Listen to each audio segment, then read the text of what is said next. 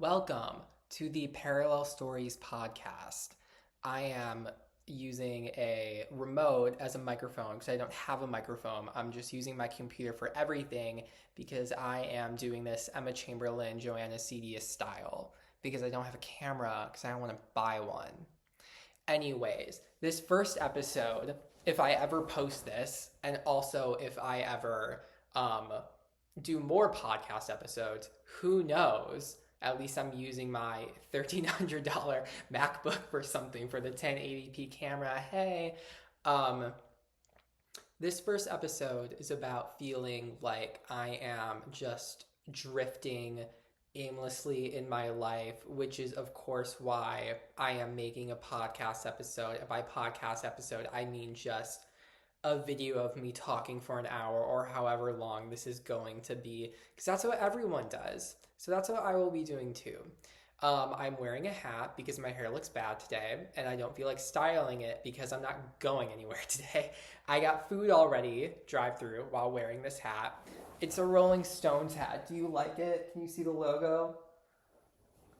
I don't think I've ever listened to a single Rolling Stones song. I just like the logo a lot. And then I got this hat like 5 years ago at a Spencer's, and they were having like a BOGO deal. So I got a different one that's white and has the Fairly Odd Parents on it. But this one fits my head better.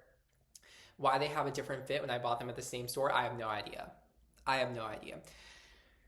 But this is about feeling aimless and drifting in my 20s. I say in my 20s, even though I have felt this way my entire life, because that's the theme of 20s, apparently. You feel like just nothing is happening.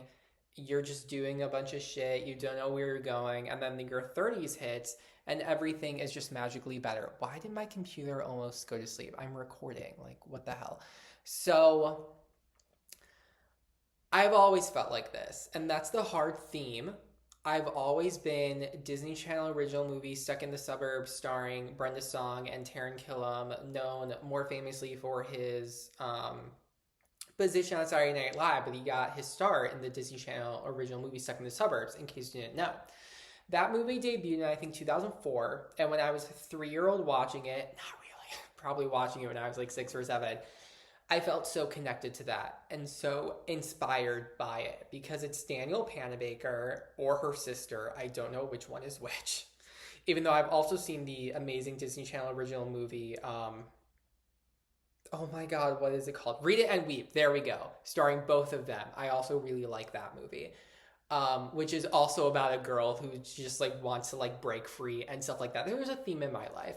But Stuck in the Suburbs is about a girl who meets Brenda Song, different girl who meets Brenda Song, and they're obsessing over this like pop star Taran Killam, who also doesn't like his record label because he wants to make more inspirational creative music instead of just like bubblegum pop garbage. I love pop, by the way. But they just want to get out of the suburbs. The opening scene is the mom not knowing which house is the correct house because she's like driving the kids around after soccer practice. And that's so funny to me because I remember seeing in high school this video when we were learning about the suburbs in A-Push of like literally all the houses look the same and even more boring than they do now. And people literally didn't know which house was theirs and they had to like rely on the house numbers. But she just wants to break free and she's writing a song about it and her mom's like, oh my God, are you okay? And she's like, I'm just angsty. And I've always been like that. I was a suburbs kid, the northwest suburbs of Chicago, the beautiful, awful fucking winter weather, the ice storm, am I gonna have to wake my computer up every like 2 minutes? God damn it. Getting 4 days off of school during 1 week alone because we had the polar ice vortex. That was really fun. When my friend showed me the tweet that the superintendent had tweeted, he was basically like, well, okay, fine, you guys get 4 days off. Like, excuse me, sir, we will literally die if we don't get 4 days off. It's gonna be -30 out. What are you talking about? But awful, bad. I don't like it. I don't want to ever go back. My grandma, my sweet old grandma, Nana, she's not that old, but she's like, Ryder. I can't do a good impression. My brother does a good impression. She's like, so when are you going to visit? And I'm like, I'm not Nana. It's not happening. I don't want to. If I ever move back, there will be to Chicago, which I am thinking about. I'd have to break my lease on this apartment, which is the only good thing about my life, even though it's so fucking expensive. Did not like doing things. I still don't like doing things. I was bitter. I was cynical. I was pessimistic. I still am all those things. Just a little bit better. Just a little bit. I didn't have a good social life. That changed in high school. Come high school, things started to get better. But then college, my freshman year, I was doing really well socially because I knew I had to. Because I knew if I didn't, that was going to be really bad. And during my first week, and it was like the pre-week that all the freshmen go to, then the week after is when like actual classes start. I talked to my RA and I was like, yeah, I'm just feeling like lonely and like I haven't really met anyone yet. It was like my fourth day, but I still talked to her in the lobby of the dorm and she was like, yeah, okay. And then fucking, oh my God, the next day I got an email from the office of student concern or something and they were like, hey, we just got this message, whatever. I called them and was like, I'm fine, just feeling lonely. I'm fine. Now I got friends and we were hanging out a lot and then COVID hit. I don't want to mention COVID because I feel like that dates everything. I was watching The Sex Lives of College Girls, like I guess last year when the second season came out, and Renee Rapp says, oh yeah, I know him. Like my friend just got COVID or something like that. And I'm like, too soon. It is too soon. It is too soon. I don't want to know about that. Why didn't you just say the flu? Why did you have to say COVID? I don't want to know about that. It's too dated. Dates everything. But that ripped everything away. I'm pro-vax, by the way. I just want to say that. The way I'm talking about it, I don't want people to think I'm anti-vax. I got all my vaxes. I actually got the COVID booster like last month. That took me out a little bit. I've, in like anything I remember getting a vaccine, it never impacted me. Not even when I first got the COVID vax, but that one made me feel a little down. So I was like, okay, girl, okay, Miss Thing. Helping my body, fighting off the fake / dead virus. Okay, training my body, go off. But that ruined everything. And then my sophomore year, I was really alone, kind of living for it though, because I liked my dorm. And then junior and senior year, I was doing better, but still didn't have friends. I was still in a lab. Research rat, not actual rats. My cousin does that. She's like 5 out of 6 years done with her PhD. She actually works with rats. I just did surveys and data and stuff. But with the gay stuff, the gay lab, yay. And then I graduated and I decided to stick around. I was really good at school, but I didn't really like it, but I still felt really attached to my grades. So some of this is also like gifted kid syndrome of like not having anything going on, not being in school. I got fired from my job. We're going to get to that. That's some of the reasons I feel like I'm just drifting. But even though I was good at school, I was also like, this is kind of stupid. This is kind of dumb. Like, this isn't really serving anything. It's not really serving anything. But I was like, I still need my A's. If I don't get my A's, I'm gonna die. It's gonna happen. I'm just gonna die. I'm gonna enter that school and God is gonna smite me. I'm gonna die. Obviously, I didn't think that much, but very unhealthy attachment to it. I did get straight A's for all of high school and college though, so I did do it. I still have, I wouldn't say nightmares, but I have a dream at least once a month. Actually, I had one this morning about having to be in gym class again and having to change, and I'm like, this is bullshit. Because always in the dream, I remember that I graduated college, so I'm like, why do I have to go back to high school? And then also there's this class I signed up for that I didn't remember until the end of the semester, so there's no way I can pass it, and it's just like so fucked, and I'm like, oh my God, I'm gonna get an F and my transcript is gonna be so fucked up. I still have that dream, I would say twice a month, at the very least once a month, and I've been out of school now for like 18 months now. So, I mean, I guess it's not that long. I was in school for like 12 to 13 years, not even including preschool, but I had a really unhealthy attachment to my A's, and now I'm drifting. So let's get to the firing, because that's when this is really going to go down. So I was poached, as everyone called it, and I didn't know that word. I knew the word poached had existed. I always thought of it in reference to like fish, like poached fish. But this was in reference to me being like stolen from my previous job.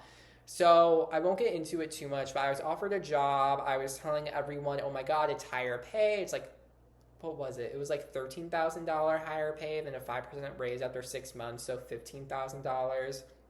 And then more independence, more creative freedom, more everything, so much more respect. I wasn't feeling super respected in my previous job by upper management. I didn't like it. I didn't like that we got state funding. So, like, the state was telling us what to do, but then my company was telling us what to do. And I was like, you're not the one paying me, though. You're kind of just like the financial advisor of the money the state is giving us. It was really confusing. So I was excited to work for just like one place and have that be it. There was still grant funding, but there was someone who handled all of that. So it was handled and it was fine. But then 3.5 weeks later, I got fired. I get fired. I will say I was basically chosen as the fall guy for an upper management drama fuck up situation in which I had violated policy, and the other two girls I was talking to, I guess they also violated policy. They didn't get fired, and it was a surprise to everyone involved. Everyone involved, I mean, like the 3 coworkers who knew about it. My boss was literally crying when she fired me, and I think in that moment, I wish I'd been more combative. I wish I would have given her more help for it, because she's the one crying as if this is the hardest on her, as if she's not the one like taking out the floor from under me and taking away my financial stability, health benefits, all of that.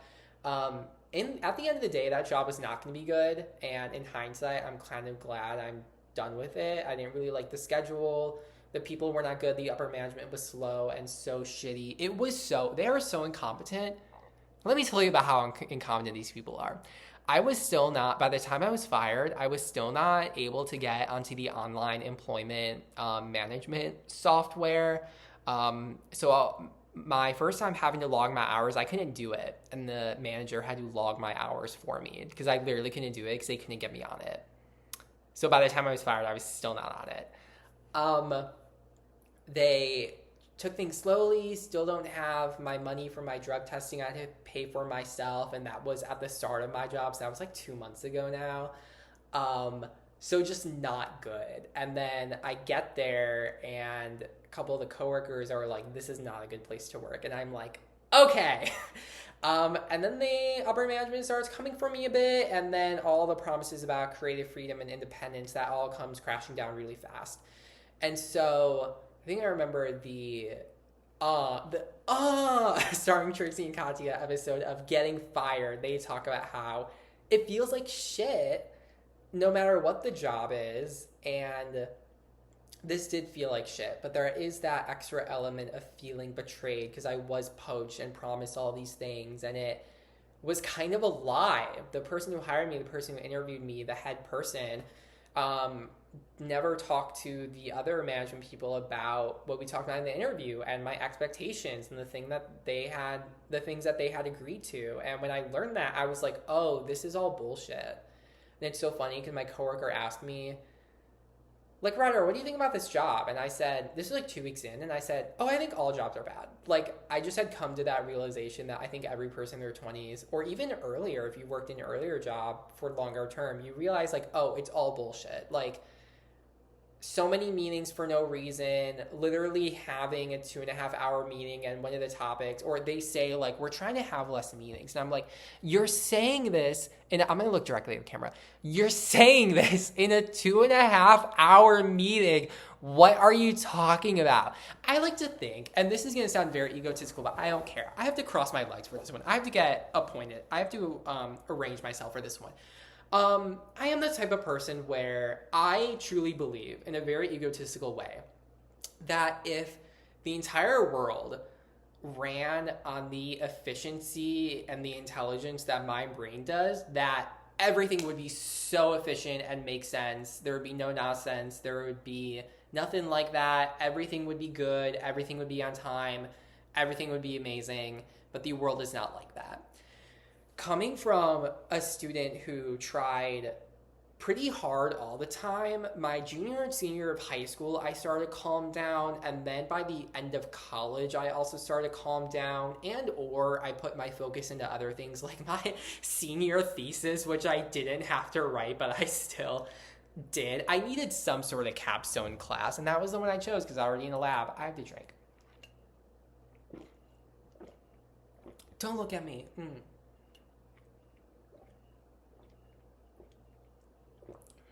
Drinking my water with strawberry kiwi electrolytes that my physical therapist recommended. If she said I felt like if water was running through me, I should add electrolytes to my diet. Thank you, great value. This is not sponsored by Walmart. No affiliation with Walmart.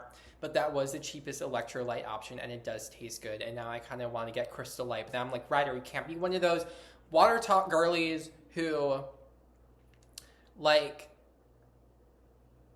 has to depend on all these syrups to drink water. No.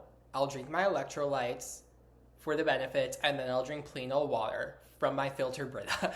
But coming from a student who tried really hard and was always like, if I say during a presentation, or if I have to look at my notes, or if there's a typo in an essay, just all these different things. Like, everything had to be perfect. I wouldn't say I'm a complete perfectionist. I know I sound hypocritical for saying that, and I know that sounds like a lie. I would say there are people who are much more of a perfectionist than I am, but now that I'm actually thinking about it, I think I am a perfectionist. Damn it. But everything had to be perfect. Me, when I say I'm not a perfectionist, I'm literally saying in the same breath, everything has to be perfect. But I had very high expectations, and I was like, everything has to be good. Everything has to meet that high standard. And then coming into the corporate world, getting a job 3 weeks after college, because I got my wisdom teeth removed right after I graduated. Let me tell you about my graduation. May 5th, I moved into this apartment with my family. May 6th was the commencement ceremony, and then May 8th, I got all my wisdom teeth removed. So that was a hectic weekend, but I got through everything. I may have had anxiety since birth, and I only just started medication several months ago. It's been like 8 months now. But I only started the medication that I took a DNA test to find out which one is best for me. That I'm on like the second month of. But now I'm fired, so there's extraneous variables of how that's actually working out for me. And I also need to work on my mental health more, but whatever.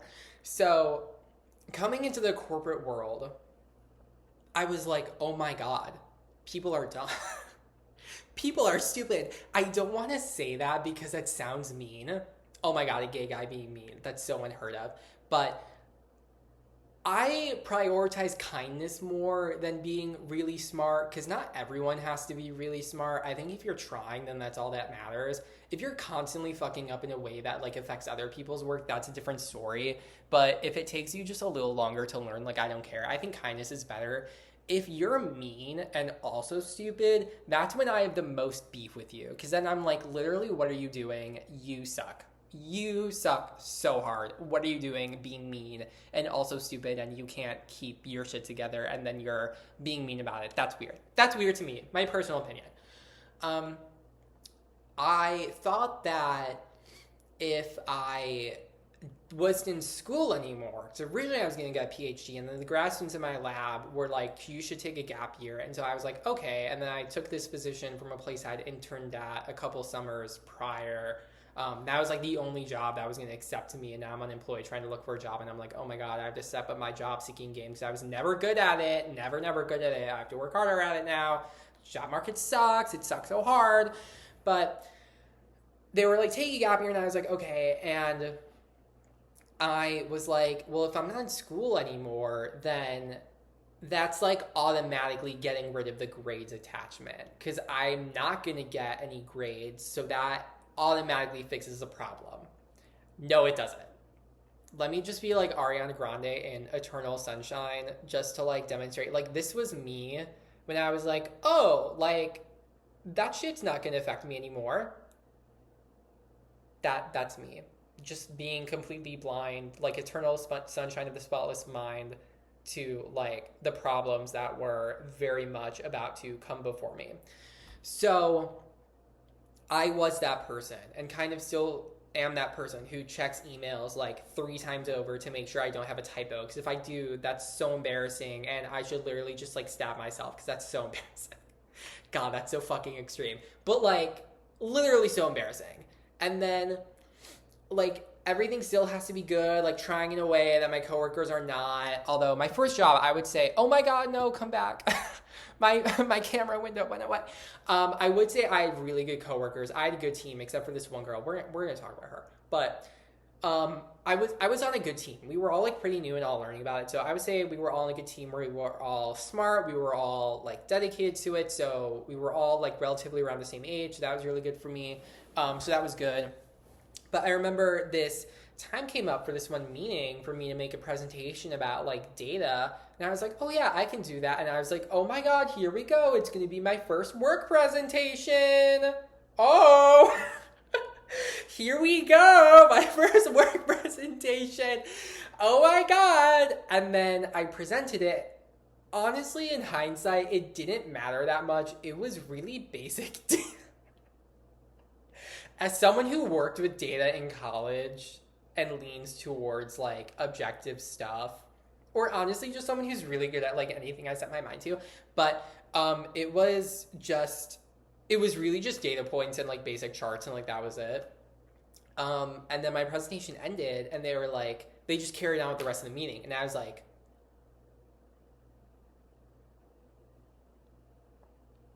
what?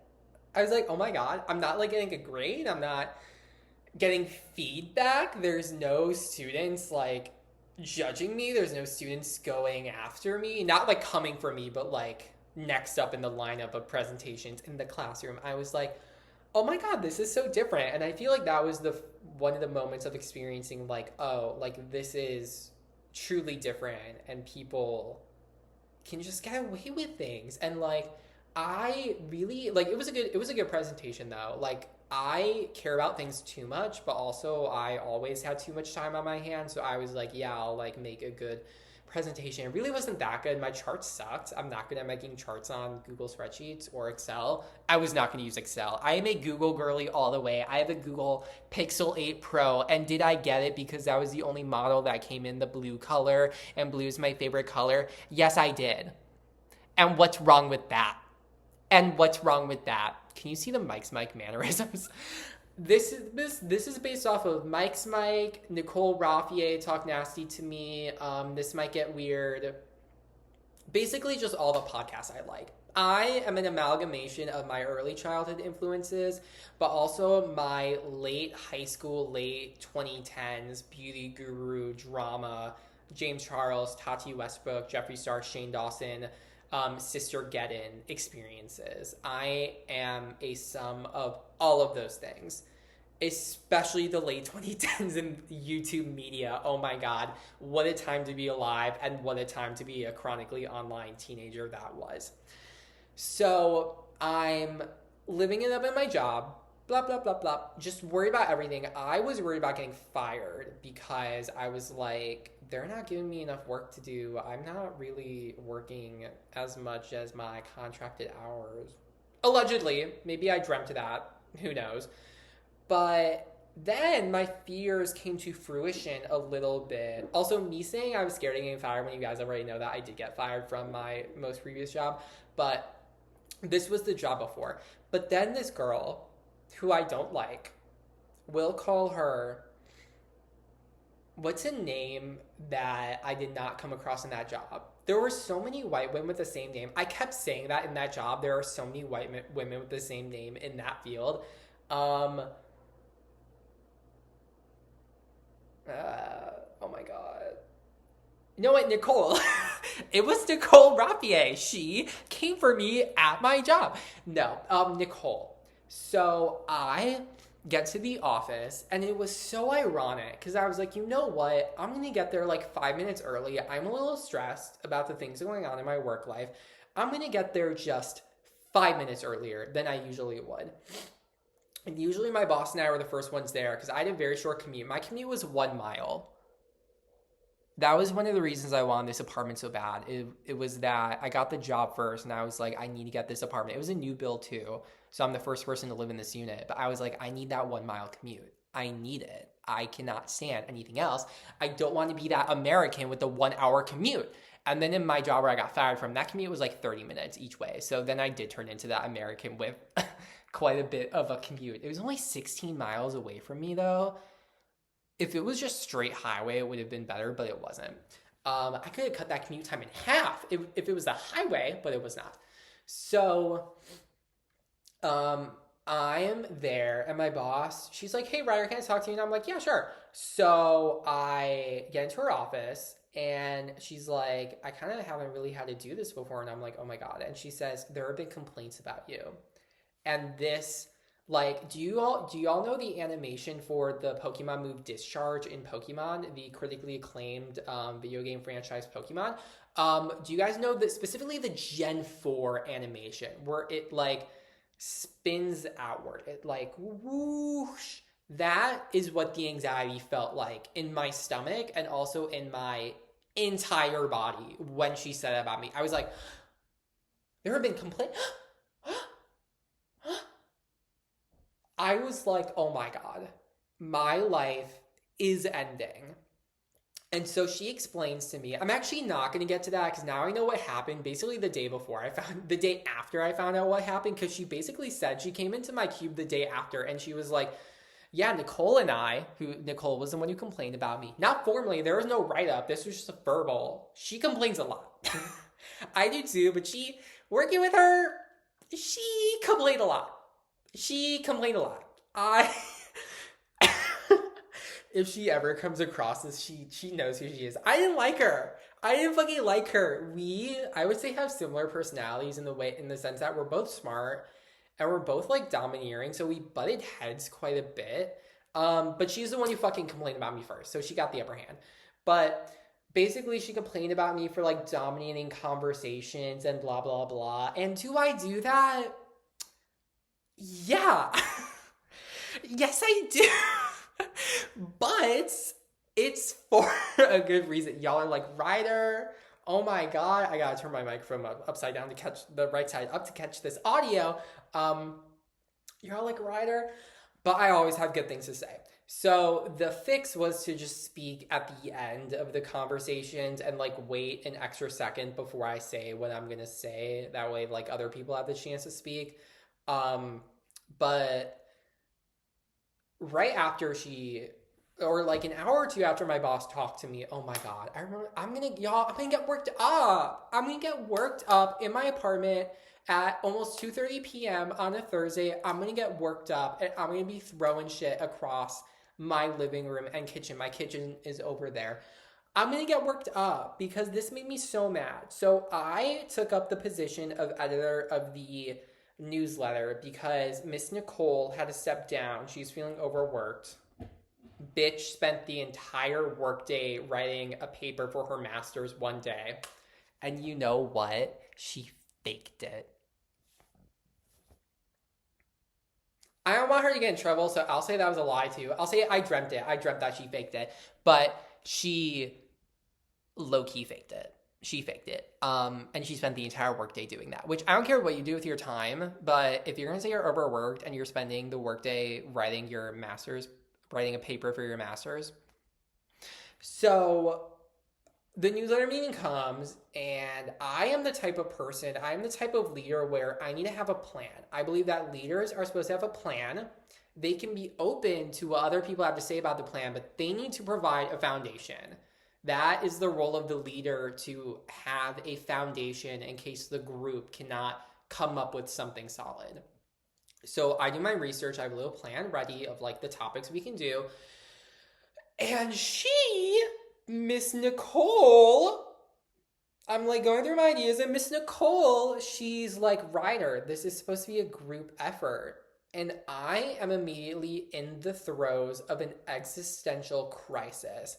I am sweating. My palms are shaking. I am convulsing. I am withering away because I don't know what to do. Because her opinion of me, as bolstered by my boss telling me there have been complaints about me and I need to make a change, that is now coming into direct conflict with how I think a leader is supposed to be and what I think is right. And when Miss what am I going to call her? Just another coworker, the assistant director, who she's allowed to like go on her computer and look up topics, but I can't have topics prepared.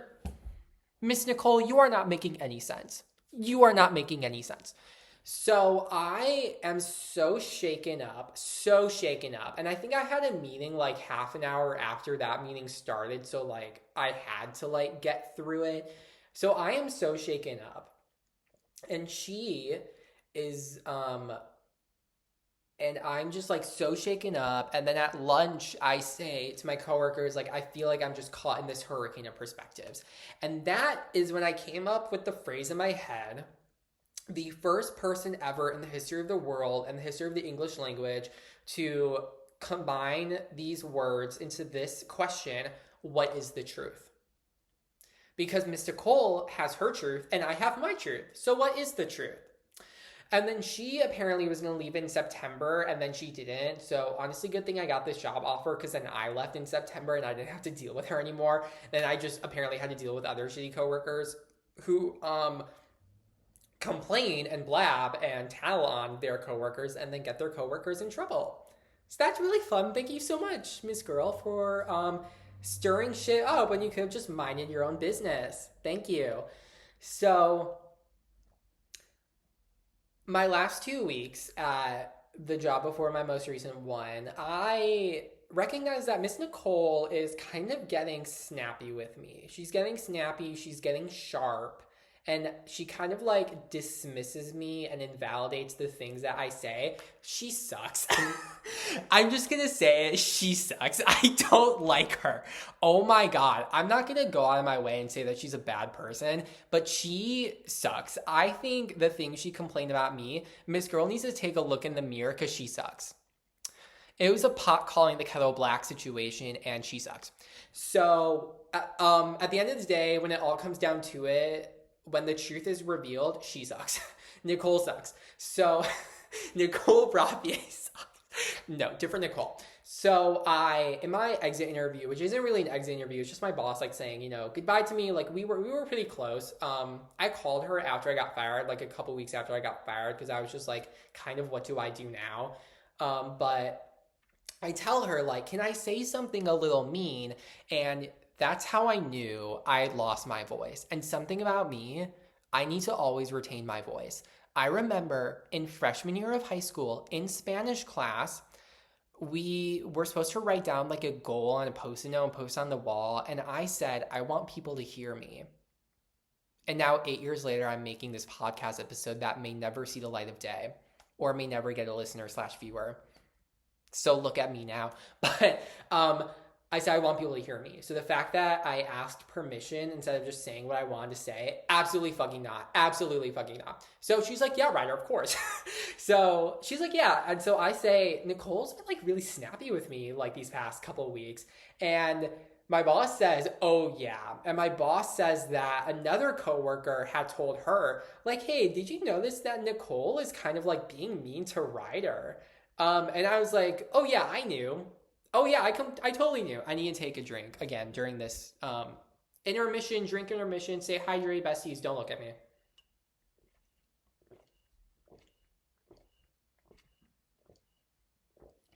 I would cut that, but I don't want to mess with iMovie, and also be inauthentic of me to cut when I'm taking a drink of my water with strawberry kiwi electrolytes, because I'm a real person who needs to stay hydrated. Yes, I am. But yeah, she's like, yeah, like Nicole's been mean to Ryder. And I'm like, oh yeah, I knew. Oh, I knew. It's my last couple of weeks, so I didn't really want to like do anything because like I didn't care. So what is the truth? There is no truth. What is truth if not perception? That's the lesson of the fucking day. What is truth if not perception? And the truth is, I just wanted to show off this pillow I got at Five Below like a couple months ago. You know the pillow's good when I rhymed about it. It was like $350. I love fast, unsustainable goods. Look how cute this pillow is. It's good for putting behind my back when I'm sitting on my shitty couch that has no back support. I mean, there's a back, but like that doesn't count. So I could use this as some lumbar support. Anyways, what is truth if not perception? Then come my next job where I'm there for 3.5 weeks. What is truth if not what people say about me and complain about me and bullshit? What is the truth if not complete bullshit? So I get fired, and my boss is crying, and she's like, "We need to have someone we can trust to be out and about in the community." And I'm like thinking in my head, I literally led a suicide prevention training for 120 bus drivers in my last job. And I did 3 rounds of like a mental wellness, like small, like half hour, like 20-minute little workshop for incoming sixth graders. I did 3 rounds of 40 students. So that's 120 students. And I co-led a suicide prevention training for 100 like social workers and school counselors in another county. So like someone you can trust to be out and about. Are you kidding me? That's what you hired me for. And she met me in community meetings too. And it's so weird because the day before she had talked about like driving me around town, and the next day she's firing me. She fired me at 3 p.m. You couldn't do it in the morning because it was an immediate firing. I had to leave immediately. You couldn't, they escorted me like their fucking dirty little secret, their ghost that they just want to bury. Couldn't have fired me at the top of the day, so I could have just went home and napped. Are you kidding me? You had to fire me at 3 p.m. So I'm like, there is no truth, or at least when the people in power have the incorrect truth, that's when you get fucked over. And I may never know the truth of the real reason I got fired, because sure as hell wasn't my actions, because then the other 2 people involved would have gotten fired. And it wasn't even for things that bad. And the fact that something was revealed that Monday after work that I don't know about, yeah, it wasn't my fault, and I may never know the reason. It seems like there was just something in upper management going on, and they thought that I was the easiest solution to their problem. But now I'm trying to move on. It's not working. I can't move on. It's hard. I'm a ruminator. It's hard to move on. But something that helps me is the idea that it's not a good place to work. And the head person thinks it is, but the employees don't think that. And one of the employees said to me, "Oh, they think it's a good place to work, but they're barely here." So you have people who don't like working there. You have people who aren't good at their job because they're fucking gossiping about others. And so now they have this huge goal of like what they wanted to do with me in my position, because they kind of created it for me. I like kind of like made half of it, and now they don't have me. So there goes all of the objectives and goals they had for me and the work they wanted to do that I was gonna be the principal person for. And there goes helping that one other coworker that needed quite a bit of help and was gonna need some help, but he's now out, a coworker who was ready, willing, and able to help him. So do I wish that everything goes wrong with them? No. Yes, I do. I don't know. I don't know. I don't know. I don't know the answer to that. But I'm trying to look for a job. Job search is not going the greatest. I got denied from a few jobs, of course. I might have to do that thing where you call them and say, "Hi, I got a call from this number. I was gonna schedule an interview," but you're kind of like lying to them so that you can just get in and get an interview. Might have to start doing that. But I got fired, and so now the days are kind of just dragging, and I'm an unemployed person in my 20s. And when I pulled my Oracle cards a while ago, which is something my stepmom got me, they're like tarot cards, but they're all positive. Ain't no devil here. Ain't no death here. We ain't messing with that. I ain't messing with that. Only positivity here. The spread, I did a 5-card spread. It was basically, they were all new cards. So that's how I know. Like, sometimes I get repeat cards a lot, but they were all new. So that's how I was like, okay, this is probably like an accurate pull. I'm like a little skeptical, but I like to believe. Sorry, I thought there was a stray cat that lives in my apartment complex, but it's just someone's dog with their owner. Hi, owner. Hi, dog. Little Australian Shepherd there. Hello, do you want me in my podcast? No? Okay. I pulled it, and it was mostly about like, I have to do things, I have to share myself, I have to spread joy, I have to be out and about and active, which is hard because I'm a very boring person, always have been. That's the thing with me. That's the Gemini in me. That's the parallel person in me. I want to live an exciting life, but I also don't want to leave my house. So that's the hard part. Did you hear my stomach rumble? I hope you didn't. I really hope you didn't. That would be so embarrassing. So that's the hard part. But one of them, that was an outlier card, in my opinion. Outlier, ooh, statistical outlier. Normally, the outliers, you just get rid of it. But I kept this one. I was like, ooh, I'm going to keep it. Was mending bridges. And I think not mending bridges with the employer that fired me because I don't care. Everyone in my family is like, don't burn bridges. And I'm just like, they already fired me. There's not even a bridge left. They fired me. Like, what are you talking about? But I think mending bridges with myself because I've always tried to be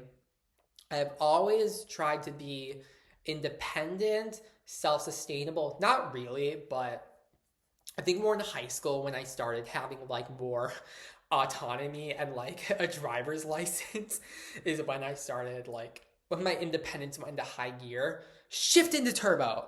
Not me calling Power Rangers turbo. That season sucks. But that's when I shifted into turbo. There's gonna be a lot of Power Rangers references throughout this podcast series if I continue it. What else? Winx Club. There's gonna be a lot of Winx Club in here. There's going to be a lot of pop culture references. But that's when I shifted into turbo. And then in college, I was like, okay, I'm on my own, thank God. Not living with my parents anymore, thank God.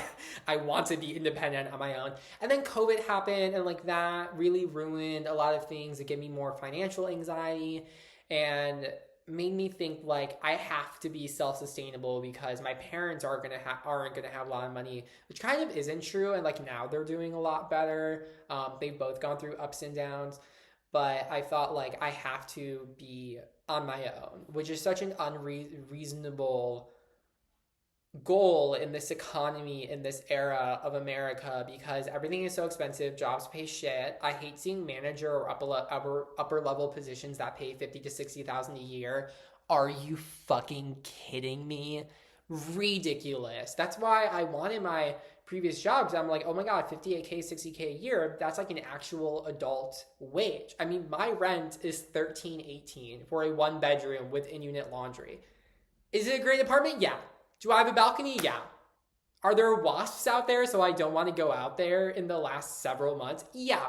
Should I call the community manager about wasps and hopefully pest control can do something? Yeah, but I'm lazy. And it just hit November. Things are about to turn cold and they're going to go away anyway. So I'm just waiting it out. But I like, even all my bills I don't pay on my own. I literally can't afford it, even though my dad paid off the car, which I inherited from him a couple of years ago. Like still, like I wouldn't have any savings, especially now that I'm unemployed. I need to like get back a job because I need money.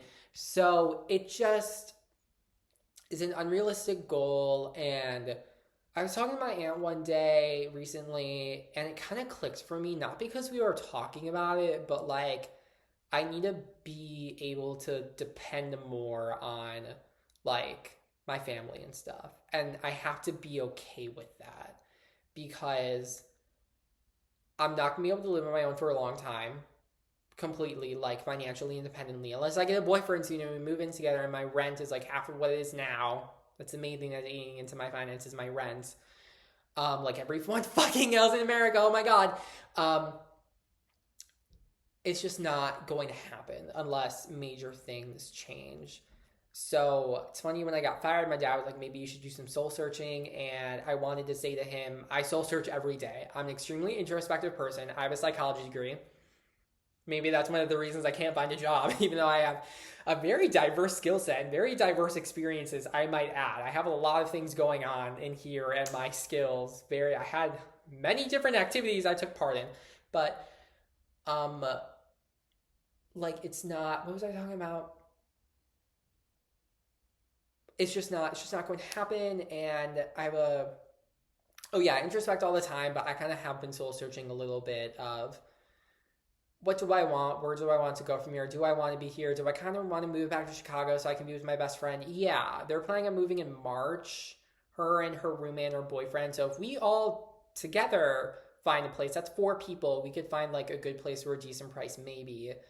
And then there might be more job opportunities, maybe a higher paying job, because again, I thought my first kiss was going to be fireworks. It was a mouthful of bad breath. So things just in general aren't working out the way I thought they were going to work out. Now I'm considering going back to school and getting a master's, even though I can't afford it. Although it just wouldn't be smart financially. I would have to take out loans, and Really don't want to do that.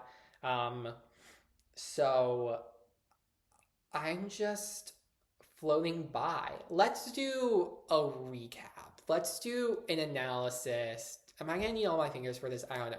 Let's do a recap. I'm going to get my mic back, my Roku remote back, not sponsored by Roku. Let's do an analysis. I have my apartment, so that's good. I don't have a job.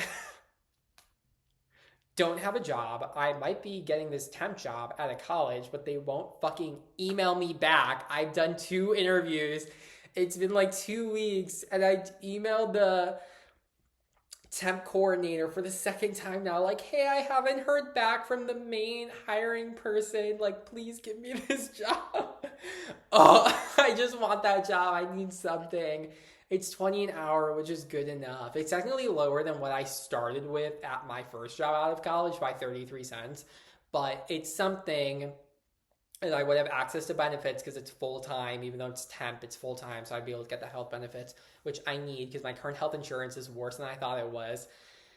Because at my most previous job, the health insurance didn't kick in for 60 days. And my job before that, my health insurance expired on my last day of working there.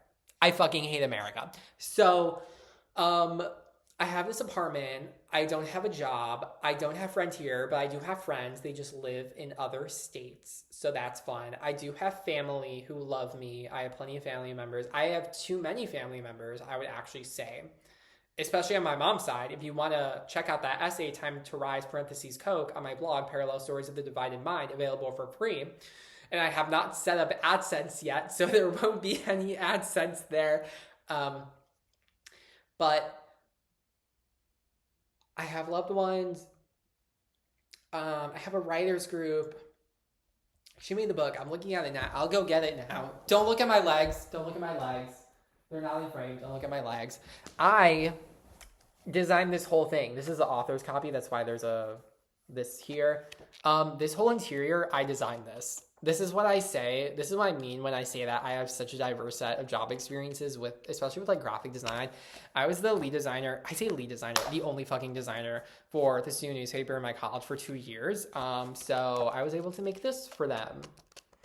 And they're paying me back a little bit. I sent them my books because I was like, this is how you're going to pay me back. You're going to read my books. I just sent it to 2 of them because they're the people who are leading the writing group. But you can also read my books if you want to email me. My email is on my blog, parallelstoriesofthedividedmind.blogspot.com. No, I'm not paying for my own domain. I don't want that. I will be using Google's free services. Like I said, I am a Google girl. And I think that's the main takeaway from this podcast episode. I'm a Google girl. Hey, Google, sponsor me if you want to. No, they're never going to fucking sponsor me. But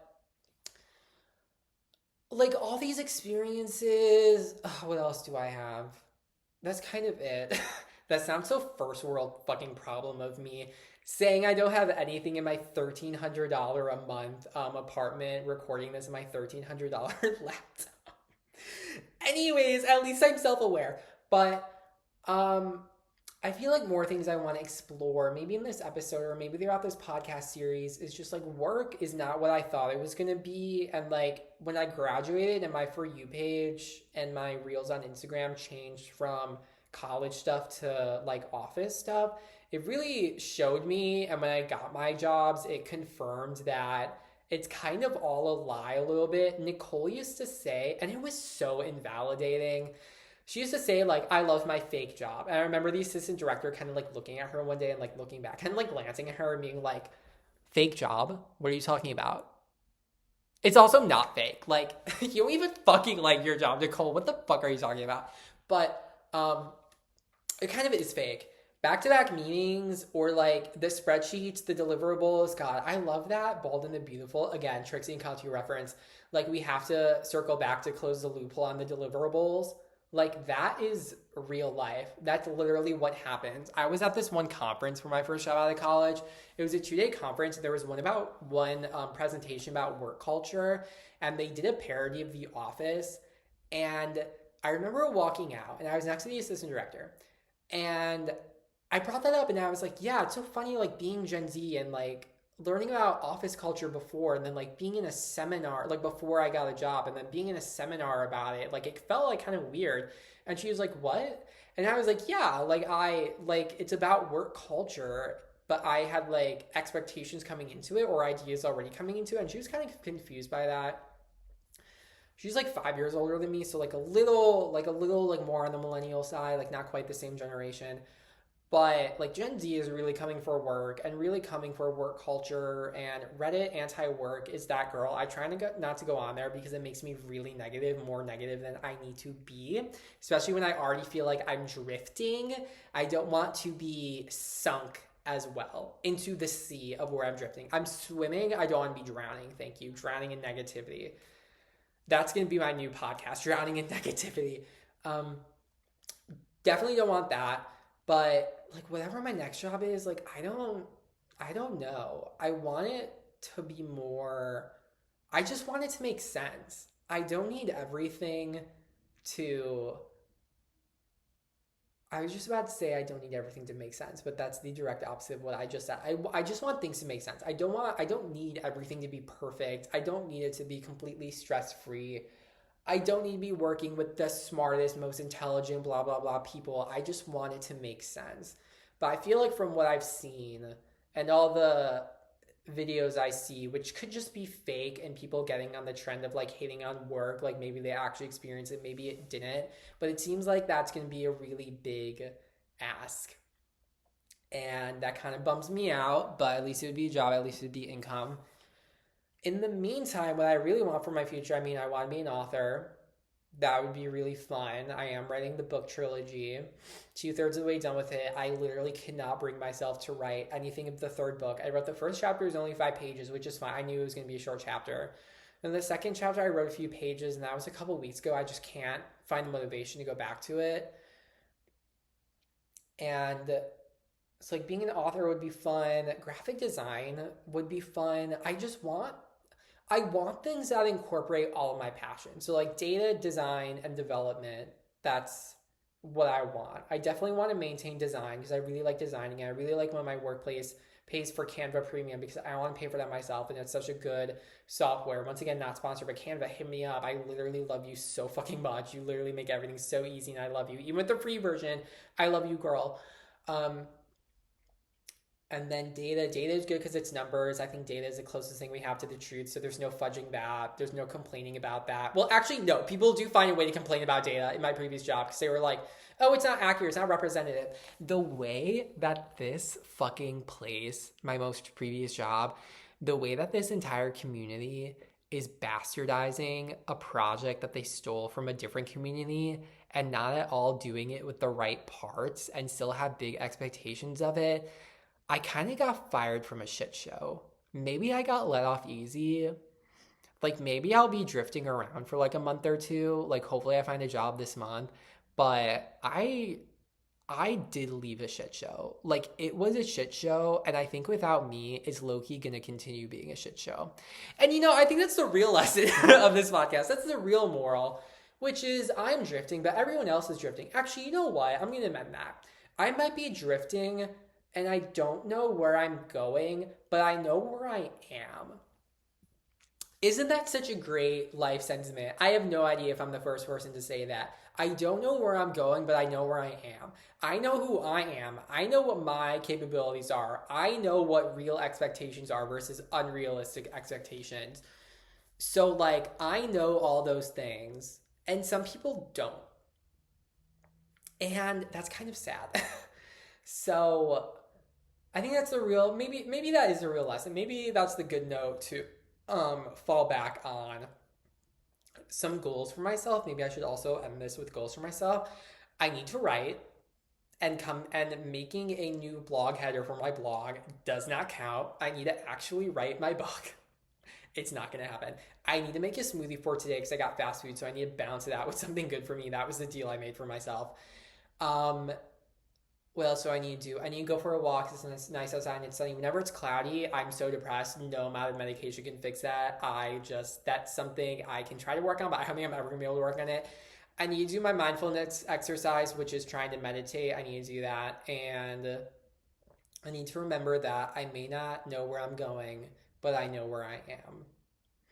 Should I make that the title? No. I don't want to be like the Kardashians, which Keeping Up with the Kardashians was such a better series. I don't want to be like the Hulu series, The Kardashians, where the title of the episode is just something they say, which is kind of how I title the chapters of my books. So I'm kind of a hypocrite for saying that, but I don't like the way they title things.